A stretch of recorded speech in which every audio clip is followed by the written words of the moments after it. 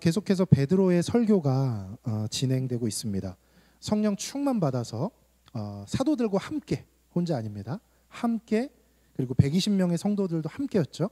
그 함께 하나님의 말씀을 전달하고 있는 그런 베드로, 당당하고 성령 충만함으로 인해 나타나는 용기가 충만한 그런 베드로의 모습을 보게 됩니다. 그러면서도 굉장히 지혜로운 게 베드로의 모습이었죠. 지난주에 우리 어땠죠? 베드로가 유대인들이 잘 알만한 것을 먼저 꺼내면서 지혜롭게 그들에게 다가갔던 베드로를 우리가 생각해 볼 수 있습니다.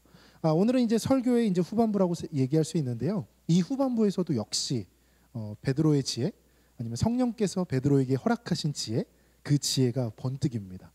우리도 이 사도행전을 함께 묵상하면서, 또 저도 설교하고 여러분도 이 설교와 함께하고 묵상하면서 하나님이 주시는 하늘의 지혜를 모두 다 받았으면 좋겠습니다. 이 하늘의 지혜는 세상의 지혜와 다르죠. 세상은 지식과 또 뭔가 일을 잘할 수 있는 어떤 그런 것들을 지혜로 여기지만, 우리는 무엇이 하나님의 뜻이고 또 하나님 나라를 확장시키기 위해서 또 증인된 삶을 우리가 살아가기 위해서는 어떻게 해야 되는지, 그래서 때로는 세상이 볼 때는 미련하고 세상이 볼 때는 부족한 모습으로 보일 수 있습니다. 그러나 우리는 그것을 과감히 내려놓고 하나님이 주시는 은혜, 하나님 나라 확장을 위해서, 증인된 삶을 위해서 살아가는 그러한 하나님의 지혜, 하늘의 지혜를 누리는 우리 모두가 되었으면 좋겠습니다. 자, 계속해서 베드로의 설교를 한번 보도록 하겠습니다. 자, 21절, 누구든지 주의 이름을 부르는 자는 구원을 받으리라. 여러분, 이것이 기독교의 핵심 가치입니다. 주의 이름을, 예수님의 이름을 부르는 자는 누구든지 구원을 받는 것이 바로 기독교의 핵심 가치라는 거예요.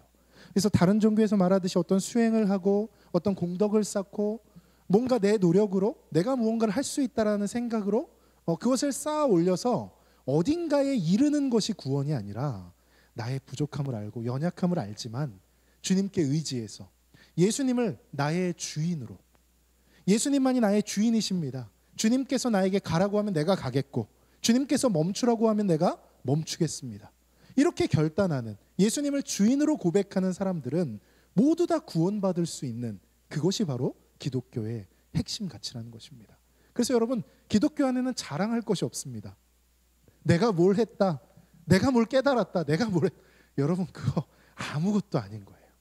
물론 우리가 신앙생활을 하면서요, 지혜가 생길 수도 있고 어떤 인사이트를 받아서 뭔가 색다른 깨달음을 얻어서 다른 사람들에게 유익을 끼칠 수도 있습니다. 그런데 여러분, 제가 계속해서 사도행전하면서 강조하잖아요. 성령께서 주신 은혜에 비하면, 예수님께서 우리에게 주신 은혜에 비하면 그건 아무것도 아닌 것입니다. 그리고 결정적으로 그것을 통해서 구원에 이를 수 없기 때문에 그것은 아무것도 아니고 정말로 가치 없는 것으로 우리가 생각할 수밖에 없는 것이죠. 그래서 우리 기독교 안에는 내 자랑이 없습니다. 내가 뭘 했다, 내가 뭘 이뤘다, 이런 것이 없는 게 바로 기독교입니다. 만약에 내 자랑이 있다면은요, 여러분 돌아보셔야 돼요. 여러분이 교만하진 않은지, 주님 앞에서, 하나님 앞에서, 성령 앞에서 마치 내가 뭘 하고 내가 뭔가를 쌓아 올린 것 같이 생각하고 있지는 않은지 우리가 돌아보고 생각해 봐야 된다는 거예요. 예수 안에 자랑 없습니다. 예수 안에 나를 드러내는 것은 있을 수가 없습니다. 만약 그런 모습이 있으시다면 오늘 이 말씀 앞에 무릎 꿇으시고 하나님 바라보며 주님 안에서 내가 가진 것, 내가 깨달은 것, 내가 뭘 할 수 있는 것 다 아무것도 아님을 고백할 수 있는 여러분들 되셨으면 좋겠습니다. 베드로가 지금 그 말을 하고 있는 거예요. 22절 보겠습니다. 이스라엘 사람들아, 이 말을 들으라. 너희도 아는 바와 같이, 또 아는 바와 같이, 아는 얘기를 또 뭔가를 꺼냅니다. 하나님께서 나사렛 예수로 큰 권능과 기사와 표적을 너희 가운데 베푸사 너희 앞에서 그를 증언하셨느니라. 무슨 말이에요? 예수님께서 이 땅에서 사역하시고 지금 승천하신 상태잖아요.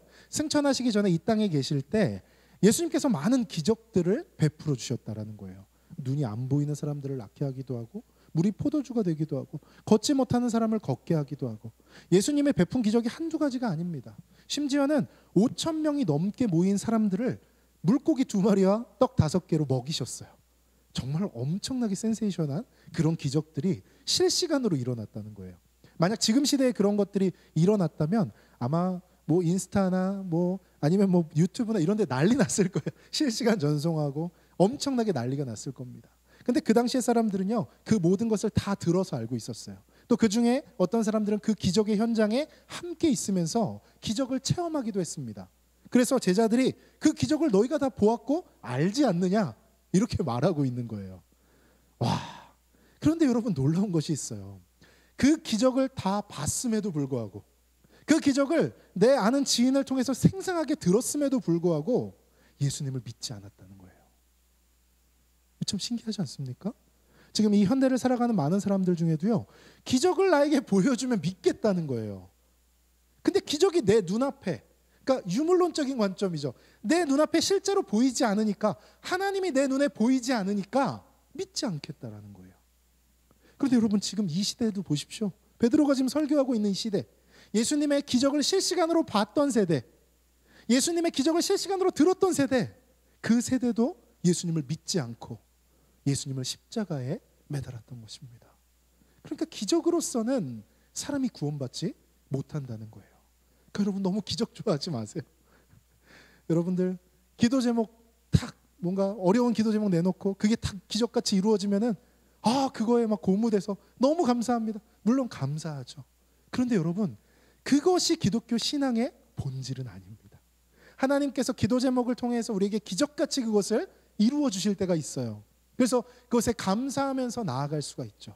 그런데 그렇게 하나하나 기도 제목을 쌓아 올리고 그 기도 제목이 기적처럼 이루어지는 것이 나의 자랑이 되고 나의 신앙생활의 간증이 되는 것, 여러분 이것은 기독교의 본질과는 조금 벗어나 있는 것입니다. 왜 그럴까요? 여기 말씀 보시면 기적과 기사와 표적이라는 말이 있습니다.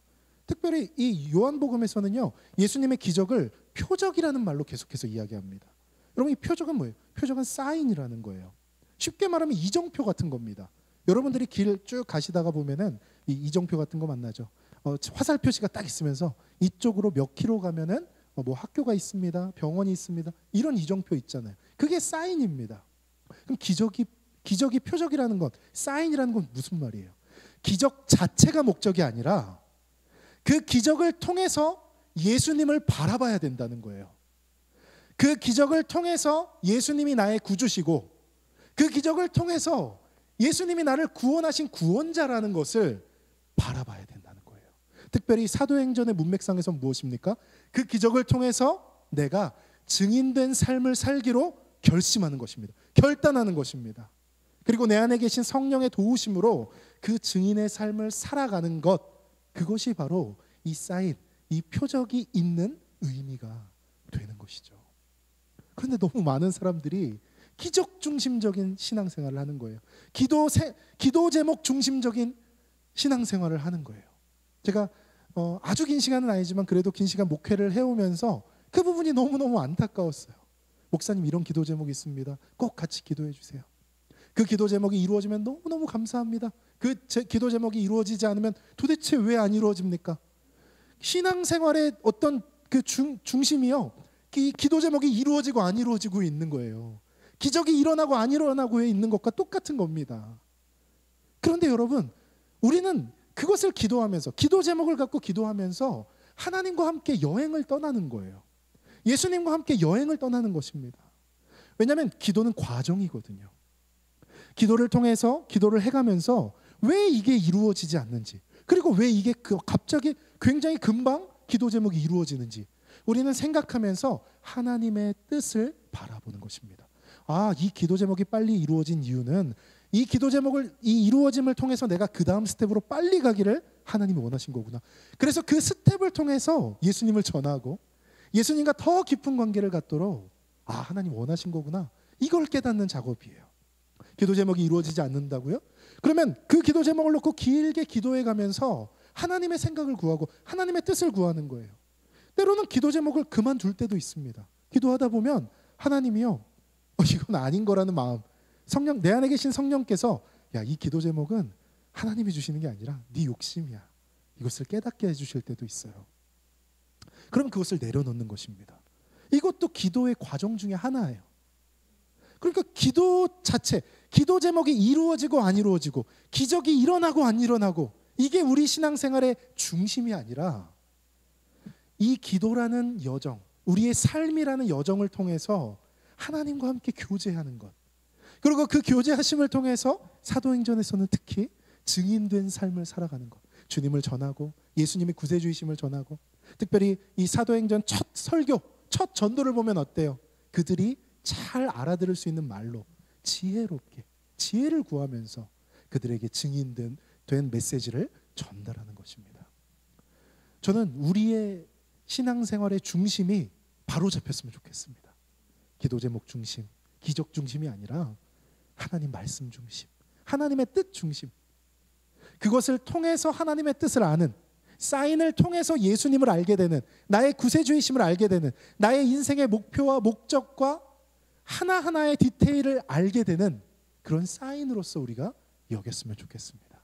우리 모두 그러한 삶 살게 되기를 예수님의 이름으로 축복합니다. 자, 그러면서 나갔어요. 표적을 다 보고 이 기적과 기사를 봤음에도 불구하고, 권능을 봤음에도 불구하고 안 믿는 거예요. 23절 보세요. 그가 하나님께서 정하신 뜻과 미리 아신 대로 내준 바 되었거늘 너희가 법 없는 자들의 손을 빌려 못 박아 죽였으나. 여러분, 이 23절이 너무 중요해요.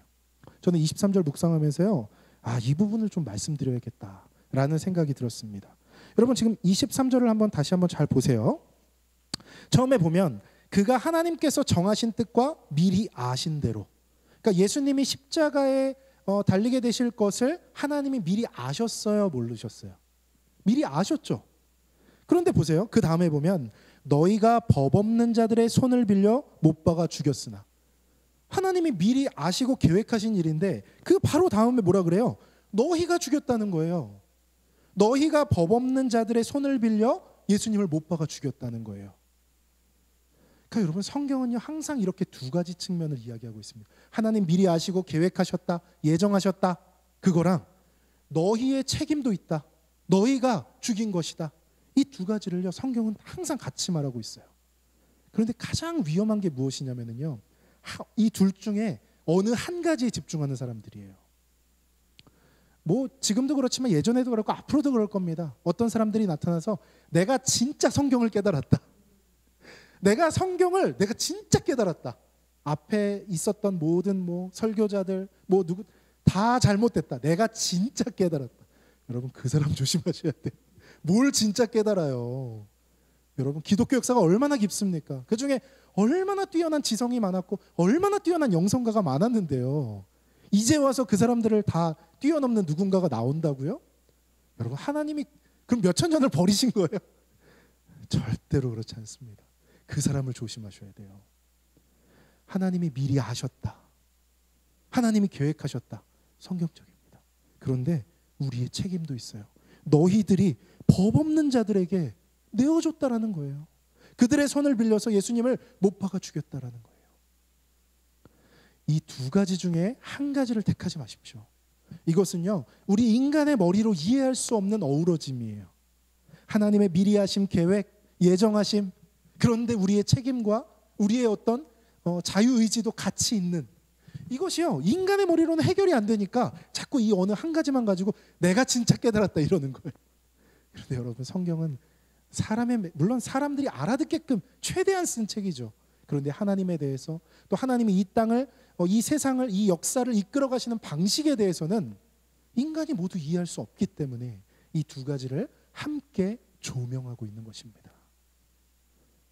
여러분, 조심하세요. 두 가지 중에 어느 하나, 내가 진짜 깨달았다, 다 틀렸다, 그 사람이 틀린 사람이에요. 이걸 꼭 기억하시고, 이것에 현혹돼서 뭔가 진짜인 것 같은 곳으로 쫓아다니지 마십시오. 이미 진짜인 곳은요 보편화되어 있습니다. 그러니까 여러분, 현혹되지 마시고 항상 이 두 가지를 하나님 같이 말씀하시고, 인간이 깨달을 수 없는 신비가 성경에는 있다, 있을 수밖에 없다. 왜냐? 하나님이시니까. 그걸 다 우리가 이해할 수 있으면 우리가 하나님이죠. 하나님과 동등하죠. 자녀들이 우리 다 이해할 수 없잖아요. 왜요? 자녀는 어른이 아직 아니니까요.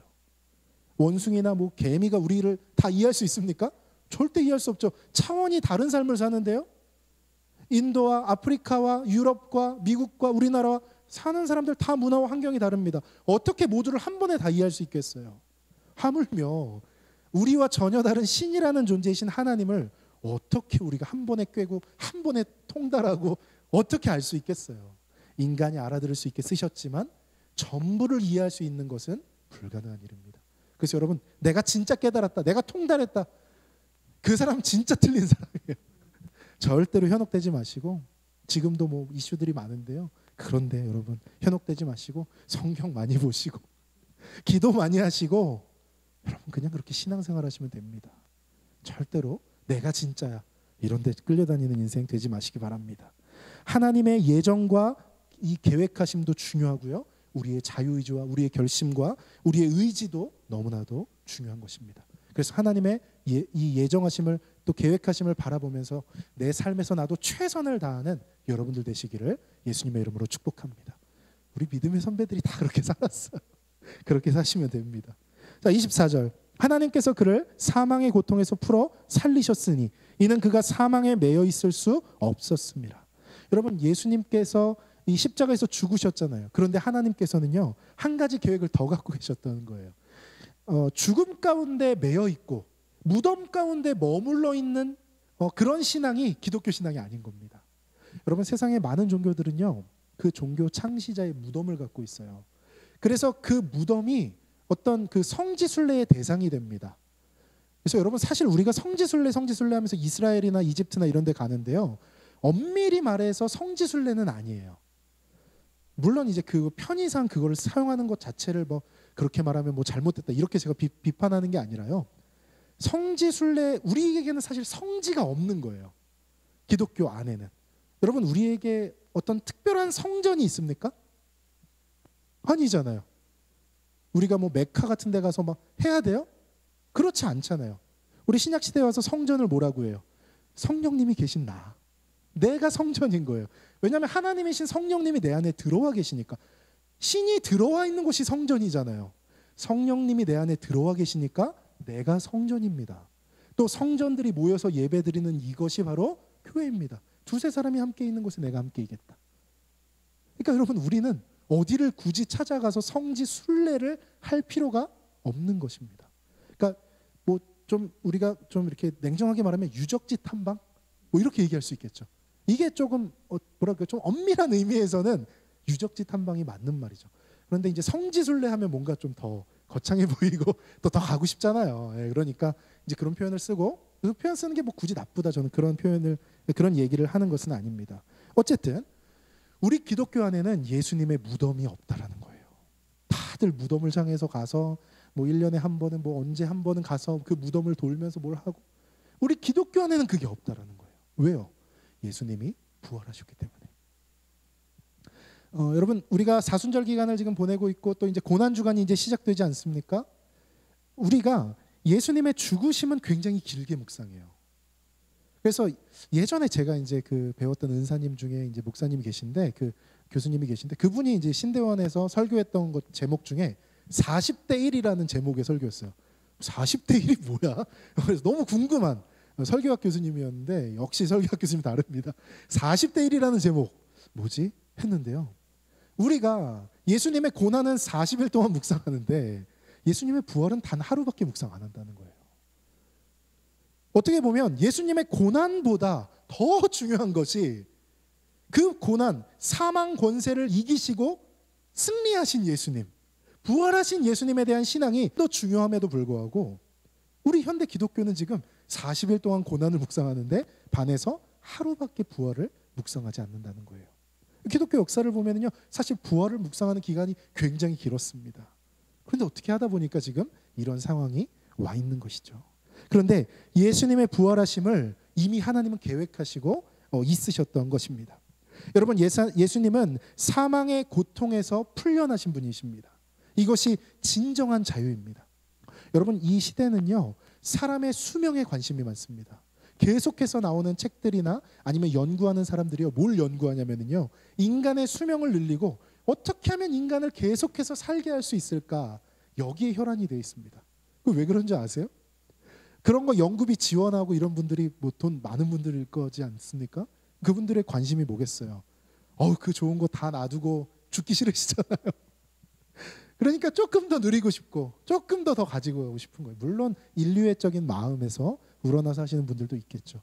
그러나 인간의 어떤 본성을 생각할 때에 그런 마음이 많은 것 같아요. 그래서 그 연구나 이런 것들이 인간의 수명 연장과 굉장히 큰 관심이 많고요. 또 결과들이 나오는 것도요. 굉장히 기상천외한 방법들이 많습니다. 여러분 책 읽어보시면 뭐 뇌만 따로 꺼내서 뭐 생각만 뭐 어떻게 데이터로 뭐 이렇게 저장해서 그거를 수명을 연장, 몸만 이렇게 바꾸고 굉장히 기상천외한 방법들을 사람들이 많이 생각하고 있어요. 그만큼 인간의 생명을 늘리는 거에 관심이 많다는 거예요. 그걸 반대로 생각하면 뭐예요? 죽음이 두렵다는 겁니다. 죽음이 두려워요. 여러분 메멘토 모리라는 말 아시죠? 죽음을 기억하라는 말. 인간은요 이 죽음에 대해서 자유로울 수가 없는 것입니다. 그래서 죽음을 기억하면요 겸손해져요. 죽음을 기억하면은요 우리가 욕심 부릴 것도 좀 덜 부리게 됩니다. 그런데 계속해서 수명을 연장할 수 있고 인간이 영원히 살 수 있을 거라는 사단이 주는 현혹, 사단이 주는 유혹이요 사람을 끝까지 욕심 부리게 만듭니다. 그래도 좀 생명이 좀 다할 때 되면은 사람이 좀 쥔 것도 좀 놓고 다른 사람 만나서 좀 묶인 것도 좀 풀고 이런 게 좀 있었는데요. 요즘엔 그런 것도 없는 것 같아요. 끝까지 움켜쥐다가 죽는 시점에야 그것을 비로소 놓는 그것이 바로 지금 세대인 것 같아요. 이것이 사단이 이 시대를 움직이는 유혹하는 방법이라고 저는 생각합니다. 그럼 거기서 풀려나는 방법은 뭐예요? 예수님의 부활을 묵상하는 거예요. 예수님 지금 말씀 24절 보세요. 하나님께서 그를 사망의 고통에서 풀어 살리셨다. 사망의 고통에서 풀어 살리셨다. 이 죽음 때문에 겪게 되는 인간의 고통, 살면서 겪게 되는 고통, 그 죽음 자체로서 겪게 되는 고통, 또 우리가 기독교적으로 봤을 때 죽음 이후에 하나님이 계시지 않은 그 지옥 가운데로 가서 영원한 형벌을 받는 그 고통, 죄 때문에 받는 그 고통, 거기서 풀려나고 자유해질 수 있다는 것입니다. 우리가 예수님을 믿기만 하면, 예수님을 내 구주, 내 주인으로 고백하기만 하면 그런 일들이 일어난다는 거예요. 여러분 예수님의 부활이 여러분의 부활이 되길 바랍니다. 예수님의 승리가 여러분의 승리가 되기를 축복합니다. 그러면 더 이상 우리는 죽음의 고통에서 언제 죽을까 봐 걱정하고 죽음 이후에 뭐가 있을까 걱정하고 이런 삶을 살지 않을 수 있다는 거예요. 그게 사도행전에 보이는 제자들의 모습입니다. 아직 나타나지 않지만은요 진행되면 진행될수록요 제자들은 죽음을 두려워하지 않는 것 같아요. 제자들은 죽음의 그 사망의 고통에서 벗어나 있는 사람들 같습니다. 그렇다고 목숨을 하찮게 여기는 게 아니라요 하나님의 뜻을 위해서 내 모든 것을 내려놓고 내 모든 것을 헌신할 준비가 제자들은 되어 있던 것이죠. 이것이 제자들의 공로인가요? 아니죠. 성령께서 임하셨기 때문에, 사도행전 2장에서 성령이 임하셨기 때문에 제자들의 삶이 이렇게 변화될 수 있는 것입니다. 우리도 성령 받아서 성령님을 구해서 성령님을 내 안에 모셔들어서 죽음의 고통, 사망의 고통에서 노임받는, 풀림받는, 그래서 내 삶에도 고통과 어려움과 아픔이 있는 것이 아니라 예수님의 부활의 승리의 감격이 있는, 감사가 있는, 영원한 삶에 대한 기대가 있는 그러한 삶을 살았으면 좋겠습니다. 우리 모두 그러한 삶 살게 되기를 예수님의 이름으로 축복합니다.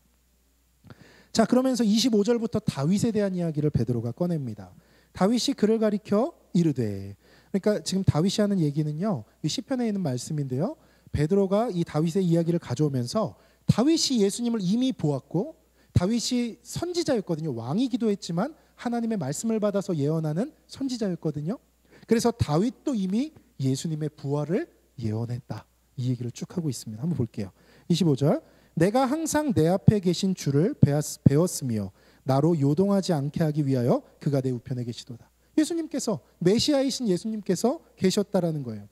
예수님께서 내 옆에 계시고 내 앞에 계셨다. 영어 성경을 보면 face, 얼굴 앞에 계셨다 이런 표현이거든요. 그럼 어떻게 돼요? 첫 번째 특징이 뭐예요? 요동하지 않게 됩니다. 예수님을 메시아로서, 그리스도로서, 내 삶의 구원자로서 바로 옆에 동행하게 되면은 내 삶이 요동하지 않게 된다라는 거예요. 여러분 현대인들 얼마나 요동합니까? 마음 가운데 불안과 근심 얼마나 많습니까? 작은 일 하나만 일어나도요 발 동동 구르면서 어찌할 바를 모르는 게 현대인들입니다. 참 재밌죠? 그렇게 지식이 많고 돈도 많이 가졌고 시간도 많이 가졌고 뭔가 자신들의 어떤 주도적인 어떤 그 지혜와 지식으로 삶을 이끌어가는 것처럼 보이지만은요, 막상 그들과 대화해보고 그들과 이야기하다 보면은요, 마음 가운데 요동함이 넘쳐납니다.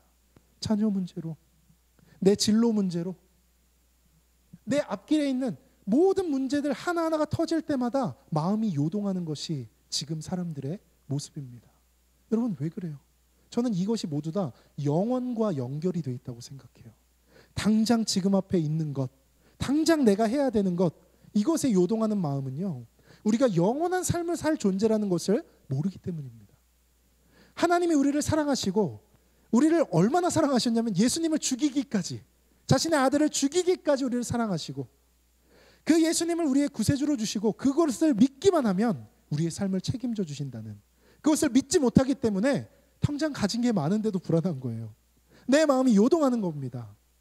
영원한 믿음이 없기 때문에, 영원한 생명을 믿지 않기 때문에, 영원하신 주님이 나와 함께 하심을, 내 삶을 이끌어 가심을 믿지 않기 때문에, 그 믿음이 없기 때문에 요동하고 불안하고 흔들리는 것입니다. 여러분, 우리도 우리 마음 가운데 불안이 있다면, 요동함이 있다면 우리 안에 계신 성령님께 예수님이 나의 얼굴 앞에 계심을, 지금도 내 옆에 계심을 믿을 수 있는 믿음, 그 믿음을 달라고 기도하시길 바랍니다. 그 믿음이 있을 때 우리는 요동하지 않을 수 있어요. 당장 취업이 안 되신다고요? 당장 재정적인 어려움이 있으시다고요? 당장 뭔가를 해야 되는데 뭘 해야 될지 모르겠다고요? 마음이 요동하고 불안하고 어떻게 해야 될지 모르겠는 이 상황, 여러분, 이 상황 가운데요, 이 상황을 풀려고도 하는 노력도 해야 되겠지만은요, 가장 먼저 해야 될 것은 성령을 구하는 것입니다. 성령님을 통해서 내 옆에 계신 예수님, 지금도 나와 동행하시고 나를 이끌어 주시고 가장 선한 길로 나를 인도하실 예수님, 그 예수님이 내 옆에 계심을 믿을 수 있는 믿음이 우리에게 생기게 해달라고 기도하셔야 됩니다. 그 기도함의 베이스 가운데 많은 하나님의 이끄심들이 있을 거예요. 새로운 문을 열어주시기도 하시고 때로는 인내하고 기다리기도 하시고, 그 과정이 어떤 과정이든지 간에 예수님께서 나와 함께 하신다, 나를 가장 선한 길로 이끄신다, 이 믿음이 있다면 요동치 않을 수 있는, 불안함과 두려움이 아닌 요동치 않는 반석과 같은 곳에 내가 서 있다라는 느낌을, 그러한 마음을 여러분들 느끼실 수 있을 것입니다. 다윗처럼 그런 마음 느끼시는 여러분들 되셨으면 좋겠습니다. 또 특징이 있어요. 26절 보면은요, 그러므로 내 마음이 기뻐하였고 내 혀도 즐거워하였으며 육체도 희망에 거하리니. 이 다윗이 했던 말과 조금 다른데요, 지금 이 베드로는요, 이 성령이 임하시고 나니까 이 다윗이 했던 얘기가 아주 명확하게 보이는 거예요. 그래서 조금씩 각색을 하면서 진짜 이 뜻이야 라고 이야기하면서 하는 겁니다. 자, 보세요. 성령이 임하고 예수님이 내 곁에 계시면 어떤 일이 일어나요? 내 마음이 기뻐합니다. 여러분, 예수님과 동행하고 있는지, 성령님이 내 안에서 역사하시고 내가 성령 충만함에 있는지 알 수 있는 바로미터가 바로 이겁니다. 내 마음이 기쁨이 있는지. 여러분, 마음에 기쁨이 있으십니까? 상황과 환경을 뛰어넘는 기쁨이 있으십니까? 그렇다면 성령이 충만하신 거예요. 예수님이 함께 계시는 거예요. 물론 살면서 가끔씩 우울해지고 힘들어지고 기분 나쁠 때도 있죠. 그렇게 되면 성령 충만하지 않다, 이런 얘기가 아니라요, 우리의 삶을 흐르고 있는 기쁨의 강물이 있느냐라는 거예요. 가끔씩 어둡고 힘들고 이런 게 있을 수 있죠. 그러나 누구도 침범할 수 없는 기쁨의 강물이 내 영혼 가운데, 내 마음 가운데 흐르고 있느냐, 이것이죠.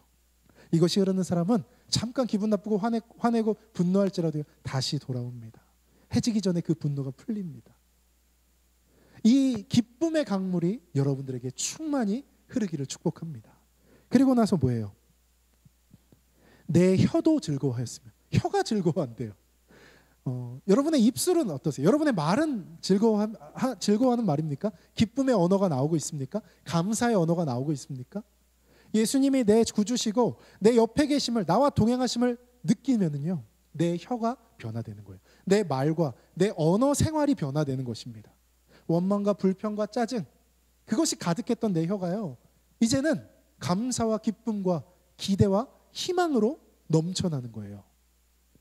이것이 바로 우리가 알 수 있는 변화죠. 사람이 성령 받고 예수님의 예수님이 내 구원자이심을 확신하여서 변화된다. 그 특징 뭐예요? 언어 생활이 변화되는 거예요. 기쁨과 기대와 희망의 언어가 내 입술과 내 혀에 맺히는지, 그것이 바로 진정한 변화입니다. 여러분이 만약에 이러한 변화가 없다면요, 성령님께 구하셔야 돼요. 성령님, 내 언어 생활이 변하고 싶습니다. 내 마음 가운데 아직도 불안과 두려움이 있기 때문에 계속해서 원망과 불평이 흘러나오는데, 뭐 이런 말도 많이 하죠. 나는 정확히 봐. 나는 틀린 말 안 해. 이러면서 자꾸 안 좋은 말 하시는 분들 있죠. 여러분, 그거 틀린 말이에요. 틀린 말입니다. 현실을 직시하신다고요?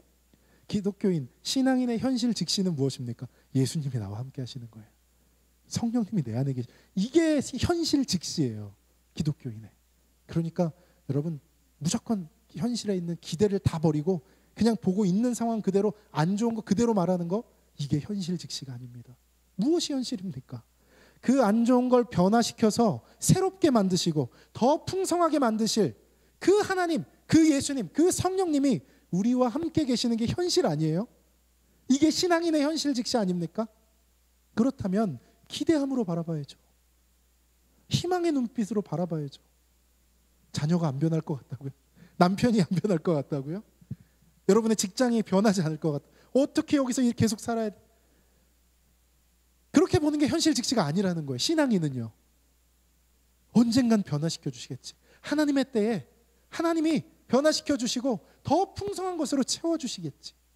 기대와 희망의 눈빛, 가능성을 보는 눈빛, 여러분, 그게 신앙인의 현실 직시입니다.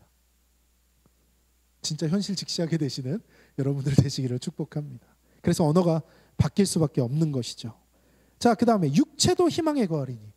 당연히 여러분, 언어 생활과 우리의 마음과 정신의 모든 것이 요동치도 않고 좋아지면은요, 우리 육체도 건강해지게 돼 있습니다. 이것은 모두 다 연결되어 있는 거예요. 육과 혼과 영이 다 유기적으로 연결되어 있는 것이 바로 우리입니다. 그러니까 우리 육체도, 우리의 마음과 우리의 생각도 모두 다 한 번에 건강해지고 깨끗해질 수밖에 없는, 정결해질 수밖에 없는 것이 바로 성령의 임재, 예수님과의 동행함, 이것이라는 것이죠.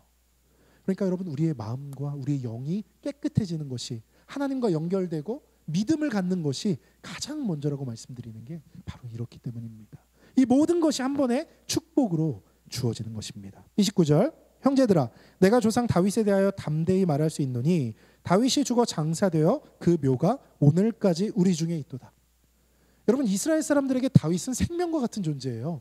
메시아의 뿌리 같은 존재. 뭔가 그 다윗의 가계에서, 혈통에서 메시아가 온다고 믿었고, 또 자신들의 역사상 가장 위대한 왕이었기 때문에 대단한 존재로 여겼습니다. 그런데 그 다윗조차도 무덤이 있어요. 그 다윗조차도 죽는 거예요. 그런데 예수님은 부활하셨다는 거예요. 이것이 다윗과 예수님의 차이입니다. 이것이 인간과 예수님의 차이입니다. 그리고 이것이요, 다른 종교와 우리 기독교와의 차이입니다. 너무 큰 차이죠. 사람들은 이야기합니다. 어떻게 사람이 다시 살아나? 말도 안 돼. 그것만 빼면 나도 기독교 믿을게. 여러분, 그거 빼면 기독교 아니에요. 그거 빼면 기독교 아니에요. 여러분, 라면 끓였는데 면발이 없어요. 면발 빼면 먹을게. 그럼 라면이 아니죠. 부활을 빼면 믿는다? 아니에요, 여러분. 이것은 우리가 그 어떤 것과도 타협할 수 없는 것입니다. 그래서 이 종교 다원주의 사회가 되고 포스트 모더니즘 이 사회가 되면서요, 다른 종교에 믿는 사람들은 자꾸 늘어나요. 물론 기독교가 잘못한 부분도 많습니다. 기독교가 오만하게 불었던 부분, 또 사회적으로 무리를 일으킨 부분 많죠. 그것 때문에 이제 믿는 분들이 많이 줄어드는 것, 저도 그것도 인정을 합니다. 그런데 또 한편으로는 이 종교 다원주의 시대가 되면서 기독교가 배척을 받기 시작하는 그런 측면도 있어요. 왜 그래요? 종교 다원주의, 포스트 모더니즘에서는요, 모두 다 맞아, 이렇게 말하는 사람이 인기 있어요. 모두 다 맞아 라고 말하는 종교가 인기 있어요. 그래, 그럴 수 있어, 그것도 답이 될 수 있어 라고 말하는 그런 지도자, 그런 철학자들이 인기가 많다라는 거예요. 근데 기독교는 안 그렇거든요. 다른 건 아니야, 다른 데는 구원이 없어. 오직 예수님에게만 구원이 있어. 예수님은 우리를 위해 오신 하나님이야. 에이, 하나님이 무슨 인간이? 아니야, 예수님은 하나님이야. 태초부터 하나님과 함께 계시면서 천지를 창조하신 하나님이야. 에이, 말도 안 돼. 아니야, 진짜야. 이게 기독교예요. 그러니까 사람들이 안 받아들이는 거예요. 예수님이 죽으셨지만 부활하셨어. 에이, 어떻게 부활해? 아니야, 예수님 부활하셨어. 야, 그러면 예수님이 신의 아들이라는 거, 하나님이라는 거 빼고 부활하셨다는 거 빼면 믿을게. 좋은 사람이 있었고 그가 사람들에게 좋은 이야기들을 많이 했는데 그걸 사람들이 안 믿어서 배척당해서 죽었다. 이렇게 좋은 얘기면은 내가 받아들일게. 그러면 기독교가 아니에요. 그러면 우리가 믿는 신앙이 아닌 겁니다. 우리가 이 시대에 꼭 지켜야 되는 것이 무엇이냐면 우리의 신앙의 내용이에요. 이 내용을 절대로 타협해서는 안 됩니다. 예수님을 믿어야만 구원받습니다. 다른 곳에는 구원이 없습니다. 예수님은 하나님이시고 이 땅에 우리를 위해 인간의 몸으로 오셨고 죽으셨고 부활하셨습니다. 이 신비롭고 아름다운 사실을 우리는 믿습니다. 이 포스트 모더니즘 시대, 이 다원주의 시대, 이 시대가 끝날 때까지 우리는 굳건하게 이것을 지킬 거고요. 그 다음 시대가 또 어떤 세대가 오든지 간에 우리는 이 믿음의 내용을 끝까지 지켜나갈 것입니다. 여러분도 흔들리지 마시고 이것을 지켜내는, 그러나 이것을 지키면서도 다른 사람들에게는 예의 있고 또 다른 사람들에게는 부드럽게 다가갈 수 있는, 지금 베드로가 그런 모습이잖아요. 우리 그런 어떤 성숙한 사회적인 모습까지도 갖게 되는 그런 우리가 되기를 예수님의 이름으로 축복합니다. 그래서 그 모든 것을 다윗도 보았고 했다는 것입니다. 자,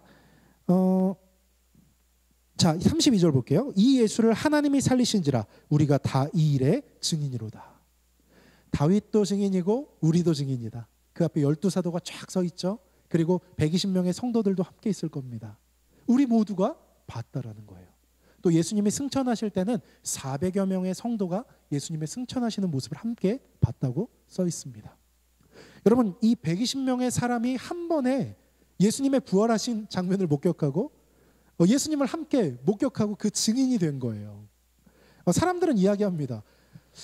그거 좀 이 사람들이 좀 정신적으로 갑자기 문제가 생겨서 환각을 한 거 아니야? 환상을 본 거 아니야? 이런 이야기들을 해요. 근데 여러분, 어떻게 120명이 한꺼번에 정신 이상이 생기고 한꺼번에 어떻게 환상과 환각을 볼 수가 있겠어요? 뭐 한 명이 그랬다고 하면 뭐 그럴 수도 있겠다라고 할 텐데 120명이 한 번에 그거를 목격했다는 거예요. 예수님의 부활하신 모습을.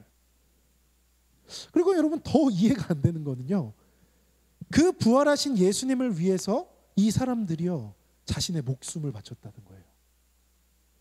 만약에 이들이 거짓말을 하고 있는 거면 자기의 거짓말을 증명하기 위해서 목숨을 버렸다는 건데, 여러분, 이게 가능합니까?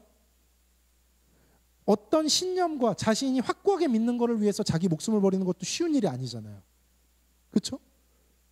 근데 거짓말을 했는데 그 거짓말을 지키기 위해서, 내가 환각과 환상을 본 어떤 그런 것을 지키기 위해서 목숨을 버렸다? 여러분, 이건 쉽게 납득이 가지 않는 거예요. 그리고 이 수많은 사람들이 나중에 다 순교하게 되는데, 특별히 이제 12사도는 다 순교를 하게 됩니다. 요한 빼고요. 이들이 그렇게 하게 되는 그 원동력이 어떻게 거짓일 수 있냐라는 것이죠. 진짜 부활을 목격했기 때문에 가능한 것입니다. 진짜 성령을 내 안에 모셔드렸기 때문에 가능한 것입니다. 여러분, 절대 복음의 내용을 타협하지 마십시오. 이 말씀을 믿고 나아가는, 그리고 증인된 우리들이 되기를 예수님의 이름으로 축복합니다. 34절, 다윗은 하늘에 올라가지 못하였으나 친히 말하여 이르되 주께서 내 주에게 말씀하시기를. 주께서 내 주에게 말씀하시기를. 여러분, 이 말이 이상하죠. 주께서 내 주께 말씀하시기를. 이 다윗이 쓴 원문을 보면은요, 시편을 보면은요, 여호와께서 주에게, 그러니까 주께서 주에게는요, 하나님이 예수님에게, 이 구조예요. 하나님이 예수님에게 말씀하셨다는 거예요. 이게 뭐예요? 하나님이 예수님을 주, 퀴리오스, 주인으로 말씀하셨다는 거예요. 그러니까 이게 지금 다윗의 구절을 있는 그대로 얘기했다가는, 그러니까 야훼라는 하나님의 이름을 함부로 말을 못할 때예요. 그래서 여호와 뭐 이런 그 아도나이 이런 식으로 이제 다르게 말할 때인데요. 지금 이스라엘 사람들 앞에서 함부로 그렇게 말했다간 지금 큰일 나거든요. 그 사람들 반발 생기거든요. 그러니까 주께서 주에게 이렇게 말하는 거예요. 여기서 우리가 알 수 있는 게 뭐예요? 예수님은 하나님이시라는 거예요. 예수님은 하나님이시라는 겁니다. 자꾸만 예수님을 인간으로 만들려는 분들이 있어요. 자꾸만 예수님을 하나님 다음 존재, 넘버 2 그렇게 만들고 싶은 분이 있어요. 하나님에게서 나왔다, 하나님이 만든 첫 창조물이다, 이렇게 말하고 싶어하는 분들이 있어요. 그러면서 성경을 내가 진짜 안다라고 말하는데, 아니에요. 여러분 보세요. 하나님이 예수님을 주라고 고백하고 있어요. 여러분들도 좀 뜨끔하세요? 어떠세요? 뭔가 예수님은 2인자 같고 뭔가 예수님 이렇게 마음 갖고 계세요? 아니에요. 여러분, 예수님이 하나님이세요. 하나님이 예수님을 주라고 칭하셨다니까요. 예수님에 대한 생각을 우리가 좀 더 다르게 가져야 되는 거 아닌가요? 예수님을 더 예수님의 하나님이심을 우리가 더 뭔가 새롭게 생각해야 되는 것 아닐까요? 그럼 예수님의 말씀이 새롭게 다가옵니다. 예수님께 예수님의 이름으로 기도합니다 라고 기도 끝낼 때, 예수님의 이름으로 할 때 가슴이 찡해요. 영적으로 더 섬세해지고 민감해질 수 있습니다. 예수님은 하나님이시다. 그리고 그것이 성경에서 증언하고 있고 나타나고 있다. 여러분, 베드로는 지금 유대인들 앞에서 이 얘기를 하고 있어요. 참 놀라운 일이죠. 자, 35절. 내가 내 원수로 내 발등상이 되게 하기까지 너는 내 우편에 앉아 있으라 하셨도다 하였으니, 그 예수님과 하나님의 교제하심을 나타내고 있습니다. 자, 36절. 그런즉 이스라엘 온 집은 확실히 알지니 너희가 십자가에 못 박은 이 예수를 하나님이 주와 그리스도가 되게 하셨느니라. 아멘. 베드로의 설교입니다. 결국 뭐예요? 예수님을 하나님이 이 땅에 보내셨는데 그 예수님은 하나님이시라는 거예요. 그 하나님이신 예수님이 이 땅에 오셨는데 왜 오셨냐면 우리의 죄를 대속하기 위해서. 우리가 죄 있는 채로 살면 지옥행 급행열차를 타고 있는 것과 같아서 가만히 놔두면 지옥으로 갈 수밖에 없는데, 우리를 살리시기 위해서 예수님, 하나님이신 예수님이 이 땅에 오셨다는 거예요. 그리고 그 예수님이 우리를 대신해서 죽어주셨다는 거예요. 그로 인해서 그 보혈의 피의 능력으로 말미암아 우리의 죄가 깨끗해지고, 우리는 그것을 믿기만 하면 천국에 갈 수 있고 이 땅에서도 하나님 나라를 누리며 영생할 수 있다라는 거예요. 그리고 그 예수님이 다시 부활하셨다. 그것은 다윗도 예언했다. 하나님이 계획하신 일이다 라고 베드로는 이야기하고 있어요. 결국 뭡니까? 우리가 흔하게 알고 있는 복음의 내용, 우리가 뻔하게 여기고 있는 그 복음의 내용을 믿지 않는 자들에게 전하고 있는 거예요. 두렵고 떨림으로, 기대함과 희망과 소망을 갖고 그것을 전하고 있는 베드로의 모습을 봅니다. 여러분, 우리는 어떻게 해야 될까요? 먼저 복음을 확실하게 믿어야 됩니다. 여러분, 복음 확실하게 믿으세요? 예수님이 하나님이시라는 거 믿으십니까? 그분이 우리의 죄를 대속하기 위해서 이 땅에 인간의 모습으로 오셨다는 거 믿으십니까? 사람들이 신화라고 얘기하고 믿지 못하겠다고 말하는 이 내용 믿으십니까? 그리고 그분이 십자가에서 죽음으로 말미암아 그것을 믿는 모든 자의 죄를 대속하셨다라는 것. 그래서 우리가 그것을 믿고 천국 갈 수 있고 이 땅에서도 자유와 소망과 평안을 누릴 수 있다라는 거. 여러분, 진짜 믿으세요? 진짜 믿으십니까? 그 예수님이 부활하셨대요. 사망과 죽음의 권세에서 승리하시고 부활하셨대요. 그리고 그 부활을 믿으면 그 승리가 우리의 승리가 된대요. 죽음을 두려워하지 않고 내 앞에 있는 어떤 일들 때문에 불안에 떨지 않고 요동하지 않으면서 살아갈 수 있대요. 여러분, 이 복음의 내용을 믿으십니까? 정말 믿으십니까? 이것부터가 시작입니다. 이 복음을 마음으로 진실하게 받아들이시는 여러분들 되시기를 축복합니다. 이 복음을 진짜 믿으면 마음에 두려움이 생기고 떨림이 생기고 이 두려움은 나쁜 두려움이 아니라 하나님을 경외한다라는 그 두려움이에요. 야, 진짜 하나님 계시구나. 야, 진짜 하나님이 예수님 보내주셨구나. 놀랍다, 신비롭다, 감사하다. 이런 마음이 마음에 넘치고요. 감사함과 평안과 기쁨과 기대와 희망이 우리의 삶과 우리의 영혼에 넘쳐나게 됩니다. 그리고 나서 전도하는 거예요. 그리고 나서 선한 행실을 하는 겁니다. 그리고 나서 사람들에게 예수님의 말씀을 어떻게든 전하려고 노력하는 거예요. 사람과 대화해 보면 알잖아요. 어떤 사람이 막 와서 뭐가 좋대, 이 화장품 써보니까 좋대 라고 얘기할 때 이 사람이 진짜 써보고 진짜 좋고 효과 받는지 느껴지잖아요. 전문 용어 얘기해서 그래요? 아니에요. 뭐 무슨 연구자가 와서 말하면 더 믿어져요? 아니잖아요. 그냥 말할 때 달라요. 그 사람이 야, 이 화장품 너무 좋아. 그 기쁨이 막 있어요. 떨림이 있어요. 믿음이 있어요. 확신이 있어요. 그게 전달이 되니까 나도 쿠팡에서 검색하는 거예요. 나도 네이버에 한번 쳐보는 거예요. 나도 구매하는 겁니다. 왜 그래요? 진심이 느껴지니까, 진실함이 느껴지니까 그런 겁니다. 여러분, 복음을 전할 때 엄청난 학식이 필요합니까? 유려한 말이 필요합니까? 아니에요. 아까 제가 말씀드린 그 복음의 내용, 여러분들이 그걸 진짜 믿으면요, 말할 때 다릅니다. 살아가면서 달라요. 그게 전달이 되는 거예요. 그게 영과 영이 느끼는 거예요. 혼과 혼이 느끼는 것입니다. 그게 진짜 전도예요. 진짜 복음이에요.